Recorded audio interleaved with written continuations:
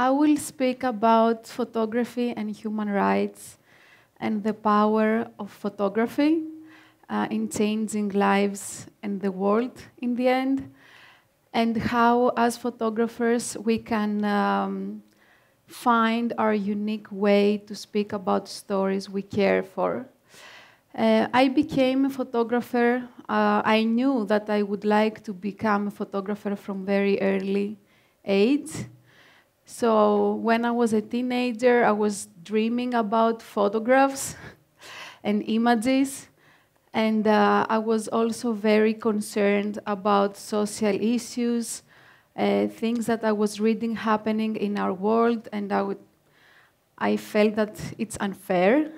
I didn't know exactly what to do and how to use photography, but later, slowly, with my studies, with my first experiences as a photographer, I found my path with the medium of photography and what I would like to do with it. The first, somehow, occasion working with photography and human rights, it came somehow naturally when I first visited Myanmar. Myanmar is a country which has borders to Thailand, to China, to Bangladesh, and to India. It's a very large country, 55 million people is the population. And I went there in 2006 for the first time.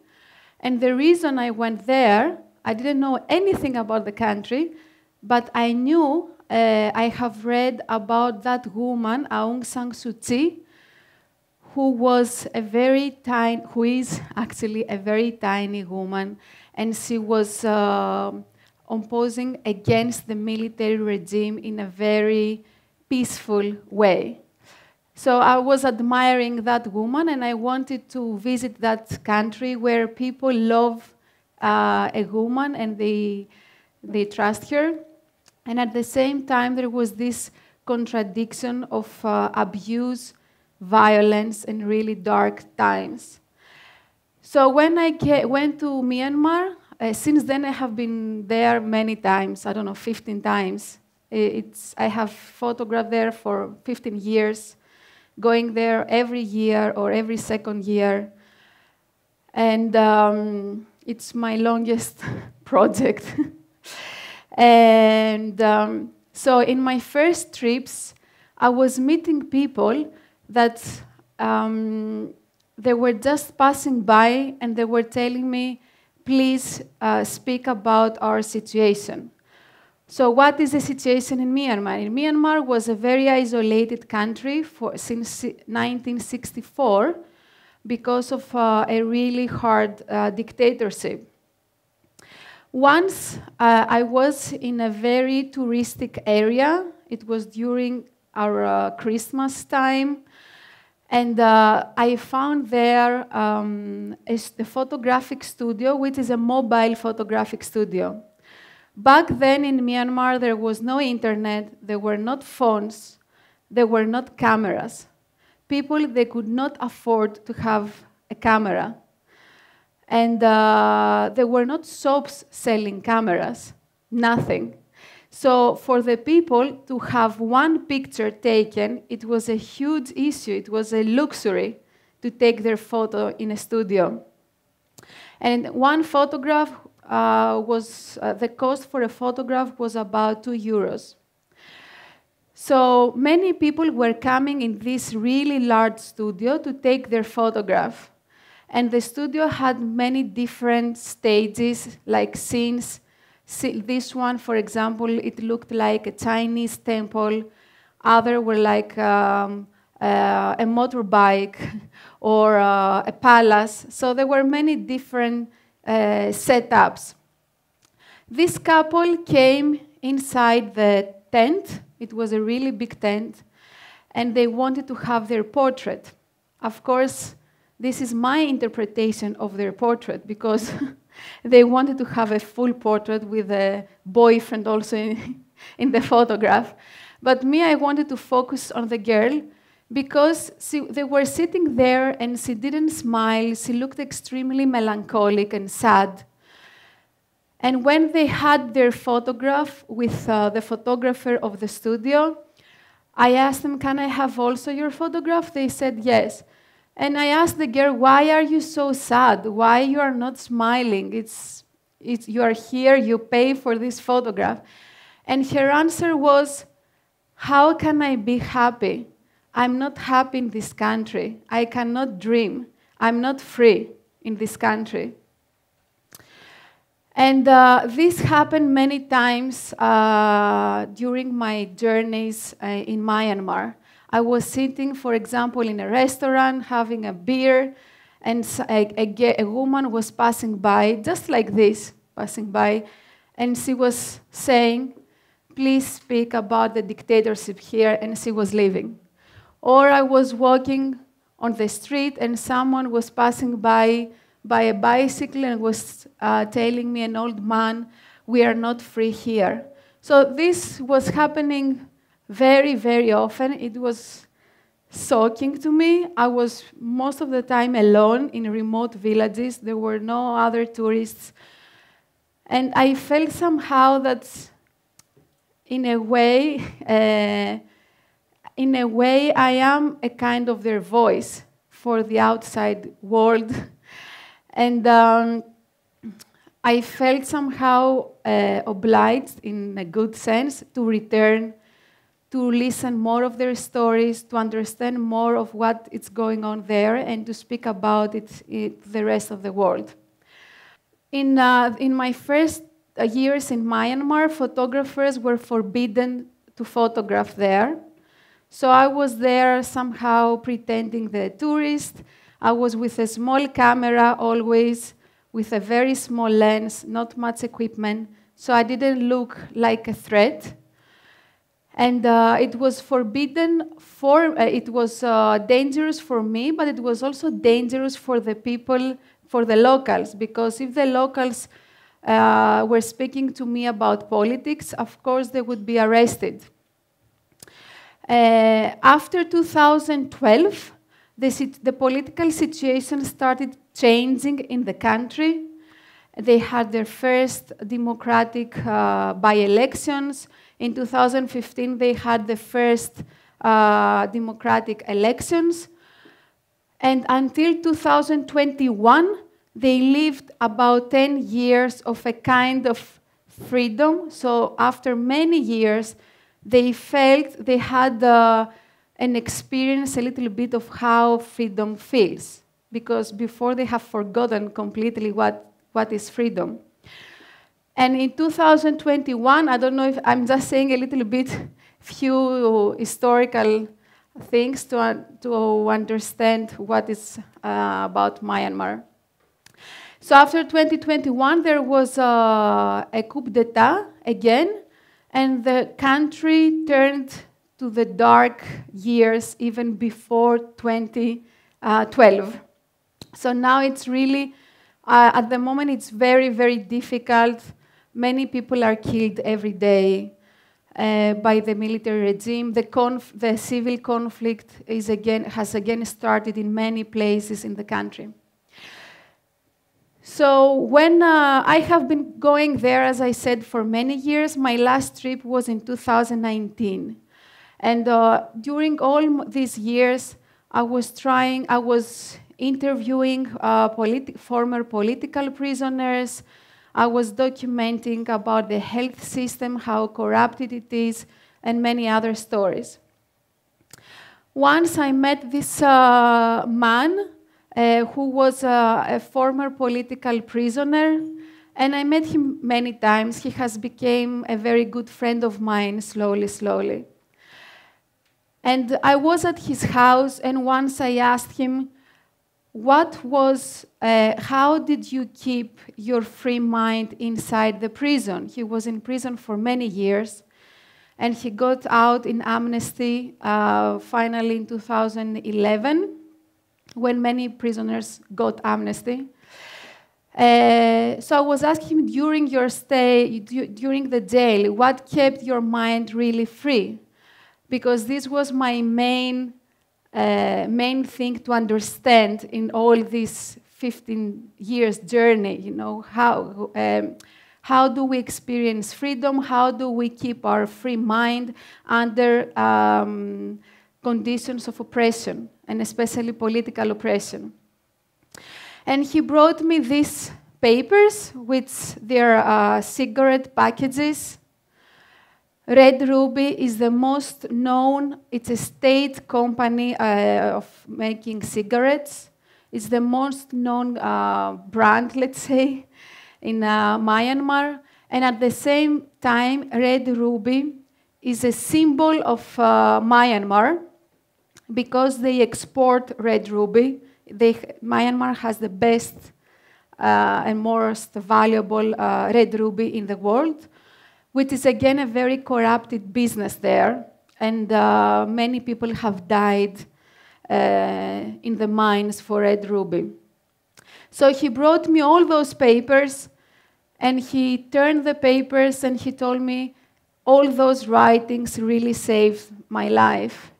Because during his stay in the jail, he could find those packages from other prisoners to write his thoughts, to write poems.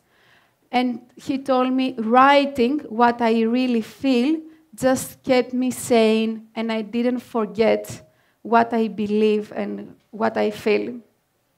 And for me, that was somehow, I just there, in a way, complete my journey in Myanmar, at least for all this project. Because for me, it sounds something very simple, but at that moment, I really felt what is the key to keep ourselves free under oppression. And I kept the title Red Ruby for the whole project. In 2012, I went to China in Beijing to do my master's degree. And I decided to work on an issue which is very sensitive in China. It's about domestic violence against women. And my idea was that there is not specific law about domestic violence.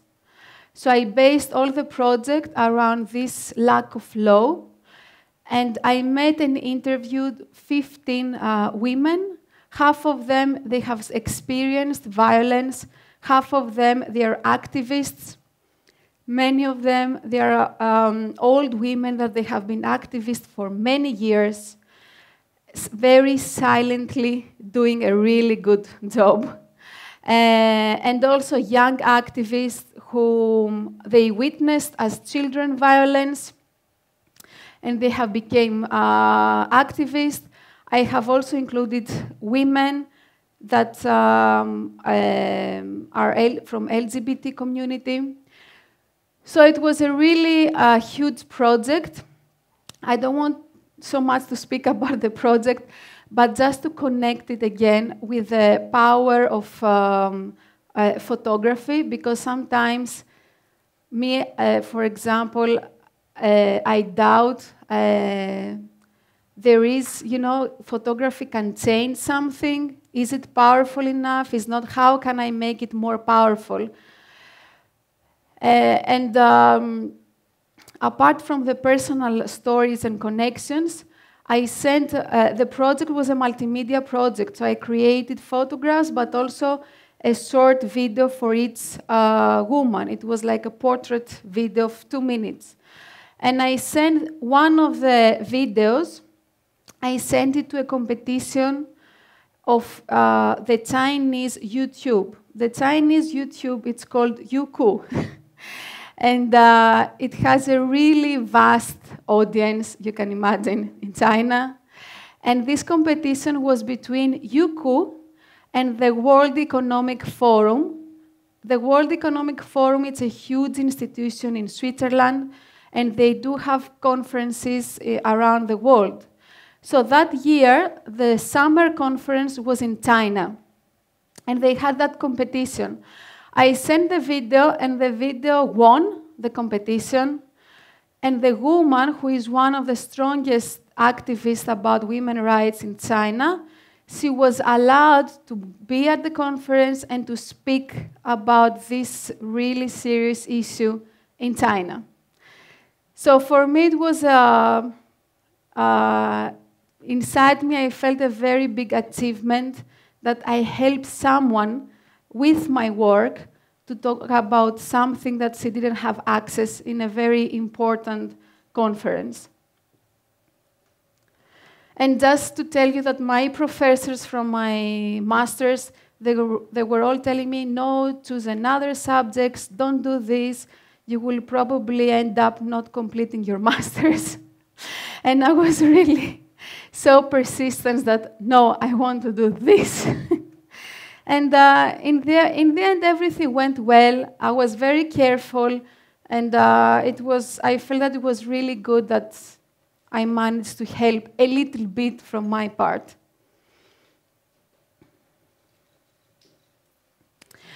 This is Angeliki. She's from Moldavia, and she lives in Athens for many years. Angeliki, she moved to Greece with an arranged marriage with a man from Pakistan who used to live in Athens. So she came from Moldavia and she got married. And during her marriage, she started having a very serious problem, like sclerosis on the low body.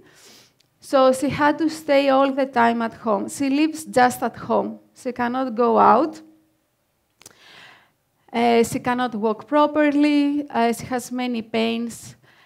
And I met Angeliki in 2014 while her husband has abandoned her.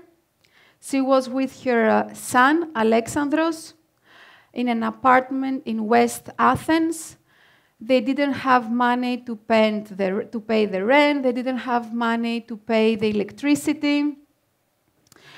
And so I spent a few months going every week to their house and spending time with them, just to know them, just to be there, just to understand the relationship between mother and son under these conditions. And I'm giving this example somehow to show the different photographic decisions, choices, and approaches we can make in order to communicate a subject we care for. So, for example, in China, it was a multimedia project. In the case of Angeliki, which the project is called Cast in the Wind, I focused more as a portrait series in her house, getting closer to her. And although she was in a very, really bad and insecure situation, I was there and we managed to make some games in a way inside the house so she could forget a little bit what she was going through because she couldn't do much. And very often people were giving her clothes that she didn't have anywhere to wear them. So she was just putting the clothes to make her photographs of her and pretending that she's going somewhere. And somehow the months passed by and we became very good friends. And then she was evicted from this place. She was on the street as a homeless with her son for a couple of months until an organization found her a house. But yes, I will not speak a lot about the story again. Just I wanted to give an example of different approaches that you can become very personal and be very, very close to someone, to focus on one person, to focus on many people, to talk about a subject. But always, I believe that this personal connection really somehow changed her life because these kind of isolated people, they don't have many people around them to care of them or just to be there and listen to them. So for her, it was very, very important that she had me, that she had another Greek man who really helped her a lot.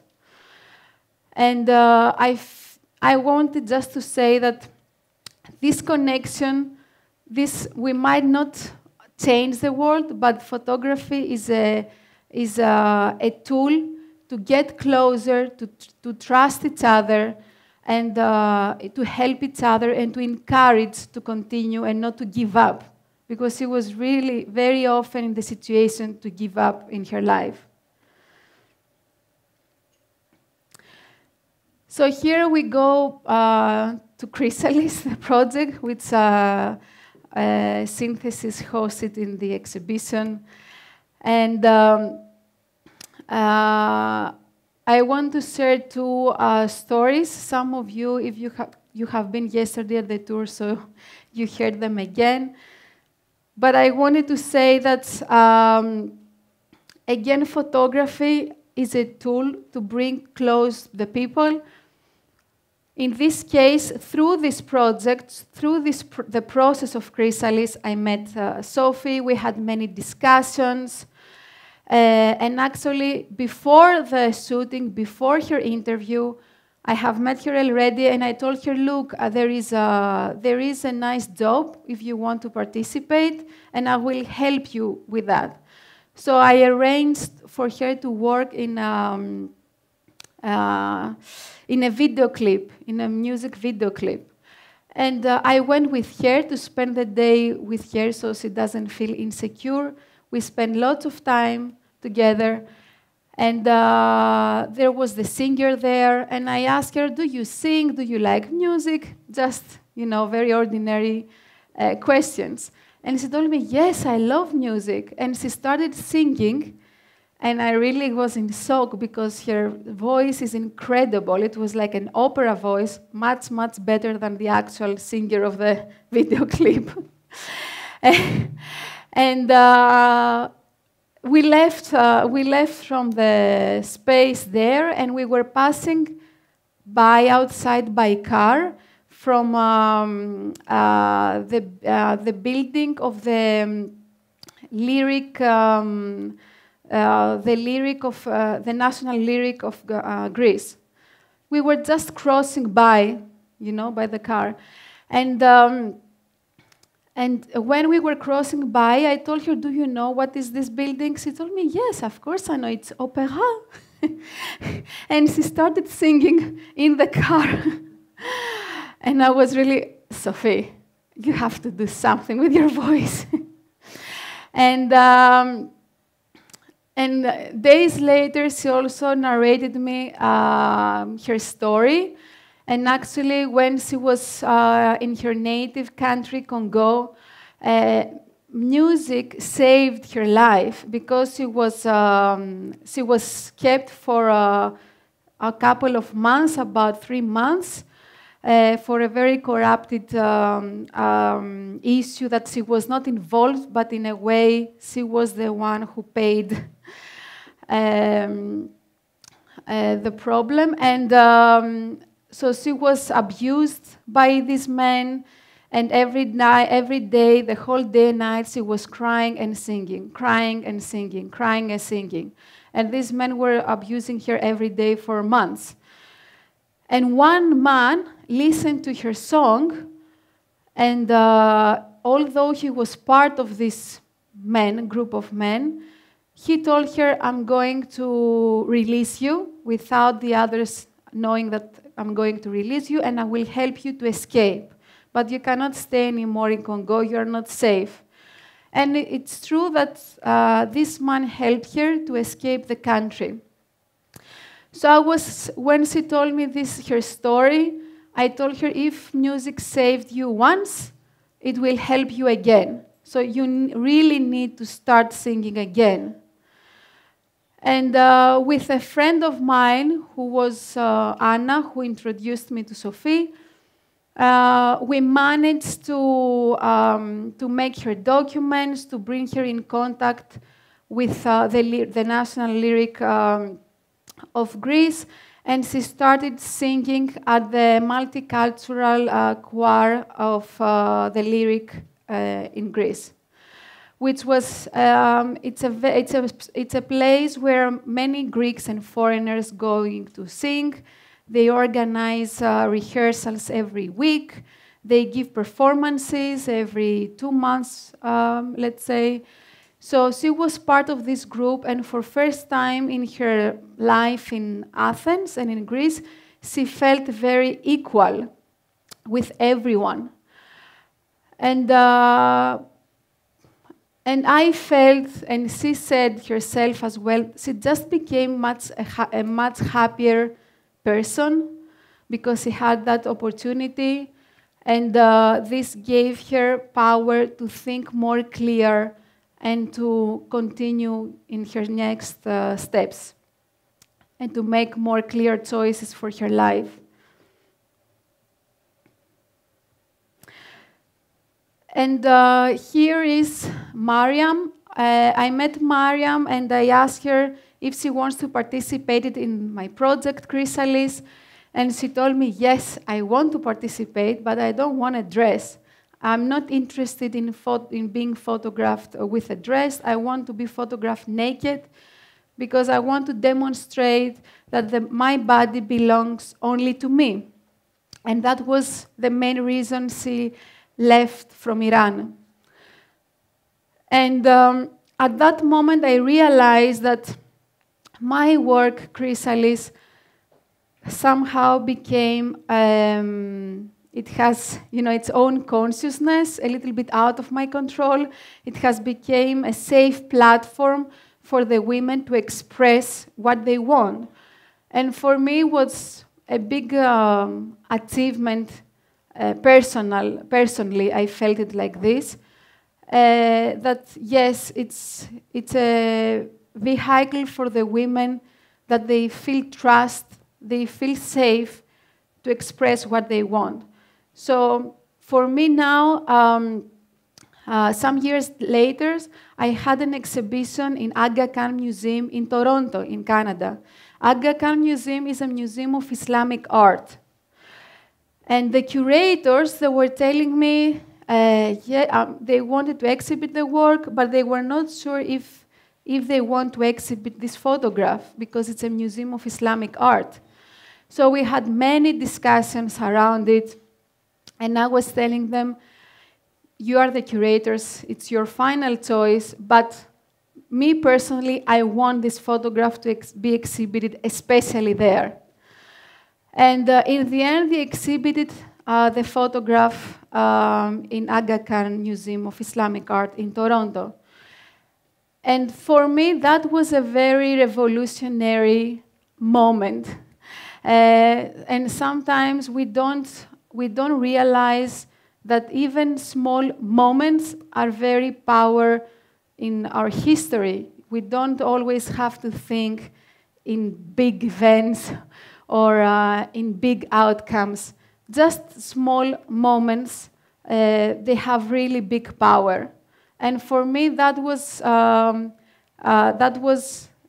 I believed again that photography, yes, it can be revolutionary, and it is about how people connect and how, human minds, they want to make a difference together. Because it's not a work only of one person. It's a work of many people that they meet and they can create a small change. This is one of my recent series that I've done in Qatar. So I lived in Qatar for 2 years in Doha.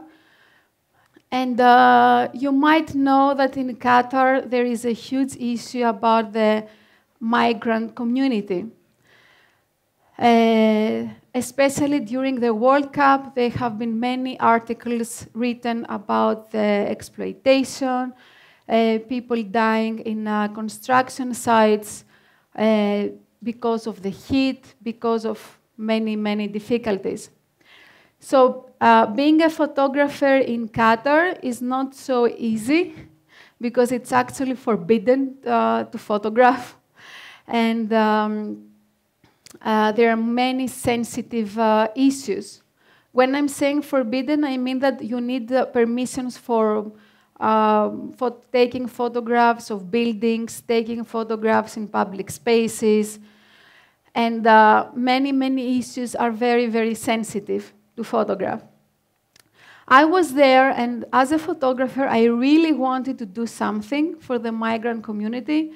First of all, because it's my, how to say, I'm interested in these stories, as we have seen so far. So also when I was in Doha, I was curious to understand more about them.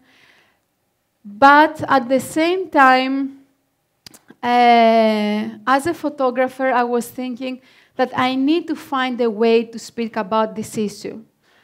It was impossible to go in their houses. Impossible. It's impossible to go where they work. Impossible to get permission for these kind of things. And what did I observe in the country? In Doha, there is this huge monument. It's a very kind of kitsch culture monument. It's a huge pearl. Pearls, before of gas and petrol, pearl was actually the main industry in Qatar. And it has become a symbol of their recent history. So there is this huge pearl that symbolizes Qatar. And every Friday, the migrants is their only day off. They put their nice clothes on them, and they go to the cornice just to spend their day. For some reason, this monument is like a magnet. For example, when I first arrived in Doha in February 2018, it was my birthday. And I wanted to eat something. It was just myself. I didn't know anyone there. And I couldn't find any restaurant near the sea, or it was everything so expensive. So I just went to the souk, to the local market, and I got some pies. And I said, okay, I will just go with the pies at the cornice to sit and eat, and I will see the skyline. There is a really nice view. And for some reason, again, this monument, the pearl, was like a magnet for me, and I went and I sat there. And I was passing by for my work every morning from there. And it was always empty. I was coming back from my work empty, no one there. But on Fridays, it was crazy what was happening on that monument. People were going, posing, like performers of themselves. So for them, this moment was one of the very few free moments in their week, where they were taking hundreds of selfies and photographs, sending to their relatives in South Asia. So I could imagine, like a dot in the map, this exactly monument, and from there, thousands lines of photographs, going to many countries in South Asia. And I started, in a few words, to taking photographs just there. Every Friday, I was there, taking photographs of them. I took hundreds of photographs. And in this series, you understand somehow, because most of them are men, in the series, there are very few women, which shows the percentage of women and men in Qatar. And for a conclusion is that even when you are not allowed, you live somewhere that you are not allowed to take photographs, or you are not allowed to do what you usually do, or you are not allowed how you usually photograph. It's not easy to do it. If you want to do something, for me, in my opinion, you can find the way to do it. So in this case, I found this way, which was for me very different from whatever else I have been done. I just focused on one spot, and I was going there for 2 years every Friday to to speak about an issue which is really difficult to speak in a different way. And I will end with this last series that again I completed I did in Doha, in Qatar, and it's my last project. I started in 2018 when I moved there. I worked on it for 2 years when I was in Doha, and I completed it this year that I was there for 3 months. And it's a Polaroid project with Fuji Instax. It's a very personal approach. So again, I wanted to say that we have ideas, and very often we are not allowed to speak about, or it's really hard to find the way. But there are always different ways that we can choose. We have choices as photographers. And it's a matter of insisting to find our own unique way. So in this project started really as a game, as fun, as a personal relief. Until moving to Qatar, I was always traveling. I had a very nomadic life. Home for me was always like a hotel room. My home was empty, just white walls, nothing else. Very few furnitures, a table, chairs, a bed, that's it. And moving there, for first time in my life, although my house, I was living in an apartment in a hotel, this apartment in a hotel became my first real home. And I was spending many hours there and I was looking to go back to the apartment there because I was feeling just myself. It felt so good to be myself. And I was feeling good under my skin just at the house. And I started this habit in Doha every week to buy a flower. Because that flower made the house in a hotel, which is a very fixed decoration, made the house really looking much more nicer, feeling nicer. Many times I was waking up in the morning and I was just looking at the flower to give me like a good energy back, something colorful, something alive. So this weekly flower became extremely important in my life. And I started taking photographs of the flowers that I was buying. And I started also playing with the flowers with me again, as a matter of connecting to myself. Because being in Qatar, and especially in the public space, you have that feeling that you might forget who you are. You might forget yourself. So all this contradiction of the public space and the indoor space, this contradiction made me discover the feeling of home for first time in my life. And since then, I really feel so much happier as a person that I discovered the feeling of home, and it's always now with me. When you get it, it's there. It doesn't let you. And I completed this work. And so all this series, as I said, it's a lot about flowers and self-portraits and the outside, very distant and dry element. This is a photograph I took in my last apartment in a hotel on the 35th floor that I was living. And in a way, that's something that I think that it's personal, very personal to me. It might speak also to other women there, but they don't have, let's say, they're not in the same time in their lives to express about it. But I can express about it. I can speak about it. And yes, this is what I wanted to share. Thank you very much.